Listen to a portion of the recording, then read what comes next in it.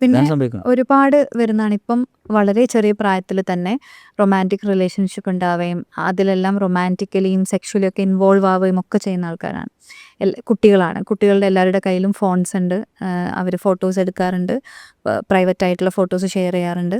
പിന്നെ ഒരു സമയത്ത് ഇത്തരം ഫോട്ടോ വെച്ച് വിലപേശുക അല്ലെങ്കിൽ ഭീഷണിപ്പെടുത്തുക, ഇതൊക്കെ വളരെ നോർമലായിട്ട് കണ്ടുവരുന്നുണ്ട്. അപ്പം നമ്മുടെ കുട്ടികളുടെ മെൻ്റൽ ഹെൽത്ത് ഇപ്പം സാർ നേരത്തെ പറഞ്ഞ പോലെ വളരെ വീക്കുമാണ്.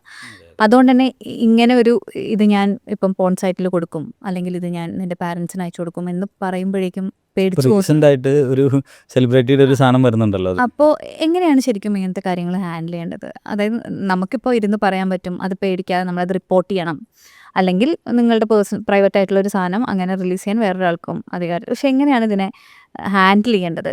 അതൊരു കുട്ടിയാണെങ്കിൽ, ഒരു 18 വയസ്സ് അല്ലെങ്കിൽ 18 വയസ്സിന് താഴെയുള്ള കുട്ടിയാണെങ്കിൽ ഭയങ്കര കൂളായിട്ട് ഡീൽ ചെയ്യേണ്ട കാര്യമുള്ളൂ. ഞാൻ പറഞ്ഞില്ലേ 1098 വിളിച്ചു പറഞ്ഞാൽ മതി. അവരെങ്ങനെ ഡീൽ ചെയ്യുന്നു എന്നുള്ളത് വേറെ കാര്യം. ഇങ്ങനെ ഒരു ഭീഷണിയുണ്ട്, വേണ്ട പോലീസിൽ വിളിച്ചു പറഞ്ഞാൽ മതി. പോലീസ് അത് കേട്ട ഉടനെ ഇതിന് വേണ്ട തീരുമാനങ്ങൾ എടുക്കും. FIR വേണമെങ്കിൽ FIR ഇടും. ഈ സാധനങ്ങൾ അവൻ്റെ കയ്യിൽ നിന്ന് ഇതെടുക്കുക. ഇവനും കുട്ടിയാണെങ്കിൽ പിന്നെ അതിൻ്റേതായ രീതിയിലായിരിക്കും ഡീൽ ചെയ്യുക. ഇവൻ മുതിർന്ന ആളാണെങ്കിൽ ഈ പറഞ്ഞ പോലെ പോക്സോ പോലുള്ള IT ആക്ട് പോലുള്ള നിയമങ്ങളൊക്കെ എടുത്തിട്ട് അത് റിമൂവ് ചെയ്യാനുള്ള കാര്യങ്ങൾ ചെയ്യും. അവനെതിരെ നിയമ നടപടികളും സ്വീകരിക്കും. അതും ആസ് ഏർലി ആസ് പോസിബിൾ അവർ ചെയ്യും.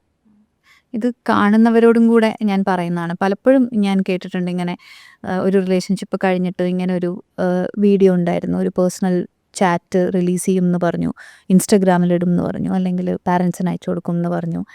ഇതൊന്നും പേടിക്കേണ്ട ഒരു കാര്യമല്ല. നമ്മൾ റൊമാൻറ്റിക് റിലേഷൻഷിപ്പിലുണ്ടാകുമ്പോൾ നമ്മുടെ കൺസെൻറ്റോട് കൂടി നമ്മൾ ആ റിലേഷൻഷിപ്പിൽ ചെയ്യുന്ന എന്ത് കാര്യവും പുറത്തുവിടാൻ രണ്ടുപേരുടെയും കൺസെൻറ്റ് ഇല്ലാതെ ഒരാൾക്കും അവകാശമില്ല.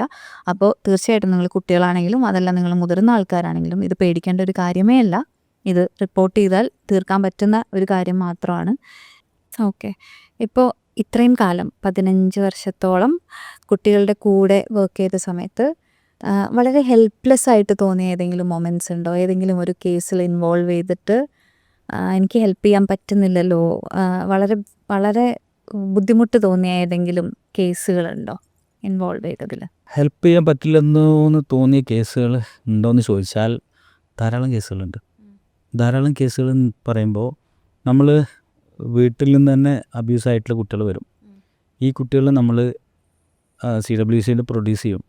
CWC സ്വാഭാവികമായിട്ടും നമ്മളെ റിപ്പോർട്ടിൻ്റെ പ്രകാരം ഹോമിലേക്ക് പ്ലേസ് ചെയ്യും. സെക്ഷലി അബ്യൂസ്ഡ് ആയിട്ടുള്ള കുട്ടിയാണെങ്കിൽ ആ കുട്ടിയെ പ്ലേസ് ചെയ്യുന്നത് അന്ന് നിർഭയ ഹോം എന്ന് പറഞ്ഞ ഹോമിലായിരുന്നു. സ്ത്രീകൾക്കും കുട്ടികൾക്കും വേണ്ടിയിട്ടുള്ള ഹോമാണ്. ആ ഹോമിലേക്ക് നമ്മൾ പ്ലേസ് ചെയ്യും. ആ ഹോമിൽ കുട്ടി പോയി കഴിഞ്ഞാൽ അവിടെ റീവിക്ടിമൈസേഷൻ എന്ന് പറഞ്ഞൊരു സംഭവമാണ് നടക്കുന്നത്. റീവിക്ടിമൈസേഷൻ എന്ന് പറഞ്ഞു കഴിഞ്ഞാൽ അവിടെ പ്രോപ്പറായിട്ടുള്ളൊരു കെയർ കിട്ടുന്നില്ല. അങ്ങേയറ്റത്തെ സിറ്റുവേഷനിൽ നിന്നാണ് നമ്മൾ ഇവിടുന്ന് കൊണ്ടുപോകുന്നത്. എന്നിട്ട് അവിടെ കൊണ്ടുപോയിട്ട് കഴിഞ്ഞാലും അവിടെ പ്രോപ്പറായിട്ട് ഡീൽ ചെയ്യാൻ ആളുകളില്ല എന്നുള്ളത്. നല്ല സ്റ്റാഫുകളുണ്ട്, ഇല്ല എന്നല്ല ഞാൻ പറയുന്നത്. ഈ കൊണ്ടാക്കുന്ന കുട്ടികൾക്ക് ആനുപാതികമായിട്ടുള്ള സ്റ്റാഫുകളൊന്നും ഉണ്ടായിരുന്നില്ല. കുട്ടികളുടെ എണ്ണം കൂടുന്തോറും നമ്മൾ മറ്റുള്ള മേഖലയിലൊക്കെ നമ്മൾ എന്ത് ചെയ്യുന്നുണ്ട്, ആനുപാതികമായിട്ടുള്ള സ്റ്റാഫിനെ വെക്കും. അതല്ലെങ്കിൽ നമ്മൾ എന്ത് ചെയ്യും, താൽക്കാലിക ടെമ്പററി സ്റ്റാഫിനെങ്കിലും വെക്കും. ഇവിടെ അതും ചെയ്യില്ല. ഇവിടെ വേണ്ടത് നല്ലതല്ല എന്നുള്ളതാണ് എൻ്റെ അഭിപ്രായം. എല്ലാവരുടെ അഭിപ്രായം അങ്ങനെ തന്നെ ആയിരിക്കാം. ഇപ്പോഴും അങ്ങനെ തന്നെയാണ്. പ്രത്യേകിച്ച് മാറ്റങ്ങളൊന്നും വന്നിട്ടില്ല. ഞാൻ പറഞ്ഞില്ലേ, നമ്മൾ നമ്പർ 1 എന്ന് പറയുമ്പോഴും ആ ഏരിയ ഒന്നും ഇപ്പോഴും ഒരാളും തിരിഞ്ഞു നോക്കാത്ത ഏരിയകളാണ്. അതിൻ്റെ കാരണം ഇതാണ്, ആപ്റ്റിറ്റ്യൂഡും ആറ്റിറ്റ്യൂഡും ഇല്ലാത്ത ആളുകളെ വെക്കുകയാണ്, അല്ലെങ്കിൽ ഈ മേഖലയിൽ എക്സ്പീരിയൻസ് ഇല്ലാത്ത ആളുകളെ തലപ്പത്ത് വെക്കുകയാണ്. CWCയിൽ ചൈൽഡ് റൈറ്റ് കമ്മീഷനിലൊക്കെ വെക്കുകയാണ്. ഇതിൽ 10 വർഷമെങ്കിലും മിനിമം എക്സ്പീരിയൻസ്, അതായത് ഇൻവോൾവ് ചെയ്ത് വർക്ക് ചെയ്ത ആളുകൾ വേണമെന്നുള്ളതാണ്. അതും വ്യത്യസ്ത മേഖലയിൽ നിന്നുള്ള ആളുകൾ വേണമെന്നുള്ളതാണ്. CWCയിൽ മൾട്ടി ഡിസിപ്ലിനറി ടീം വേണമെന്നാണ് പറയുക.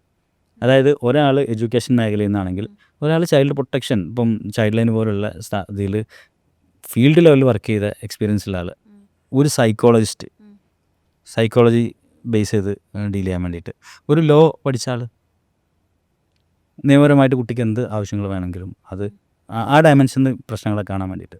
അതായത് ഇപ്പോൾ നമ്മളൊരു വീട്ടിൽ നിന്നൊരു അബ്യൂസ് ഉണ്ടായ കുട്ടി അല്ലെങ്കിൽ ഒരു അതിക്രമം ഉണ്ടായ കുട്ടീനെ നമ്മൾ കൊണ്ടു ചെല്ലുമ്പോൾ ഇവർ 5 പേരാണ് ഉണ്ടാവുക. ഇവർ 5 പേരും നമ്മൾ കൊടുക്കുന്ന റിപ്പോർട്ടിൻ്റെ അടിസ്ഥാനത്തിൽ ഈ കുട്ടീൻ്റെ സോഷ്യൽ ഇൻവെസ്റ്റിഗേഷൻ റിപ്പോർട്ട് വരുത്തും. വേറെ ടീം പോയിട്ട് പഠിക്കും, ഫാമിലി ചുറ്റുപാടും ഈ ഫാമിലിനെ കുറിച്ചൊക്കെ പഠിക്കും. എന്നിട്ട് ആ റിപ്പോർട്ട് അവിടെ എത്തും. ആ റിപ്പോർട്ട് ഇവർ ഡിസ്കസ് ചെയ്യും. ഡിസ്കസ് ചെയ്തിട്ട് ഈ കുട്ടീനെ എന്ത് ചെയ്യണം എന്ന് തീരുമാനിക്കും. അങ്ങനെയാണ് തീരുമാനിക്കേണ്ടത്, അങ്ങനെ തീരുമാനിക്കാവൂ.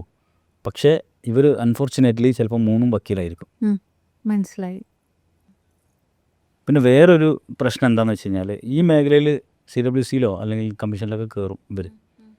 എന്നിട്ട് ഇവർ വർക്ക് ചെയ്യുന്നത് പുറത്തിറങ്ങിയിട്ട്, ഇത് ടേം കഴിഞ്ഞാൽ ഇവർ വർക്ക് ചെയ്യുന്നത് എന്തിനാണെന്നറിയോ? പ്രതികൾക്ക് വേണ്ടിയിട്ട്, പോക്സോ പ്രതികൾക്ക് വേണ്ടിയിട്ട്.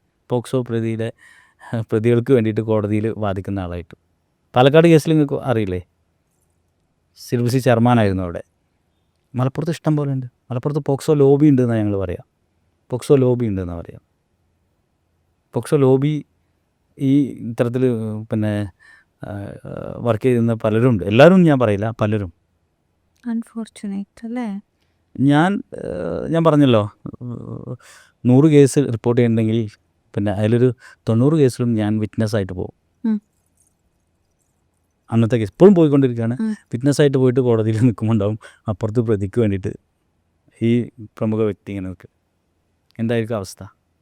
ചിലപ്പോൾ അയാളുടെ കാലത്ത് അയാൾ ഡീൽ ചെയ്ത കേസ് തന്നെ ആയിരിക്കും ഇതിലെ കുട്ടി.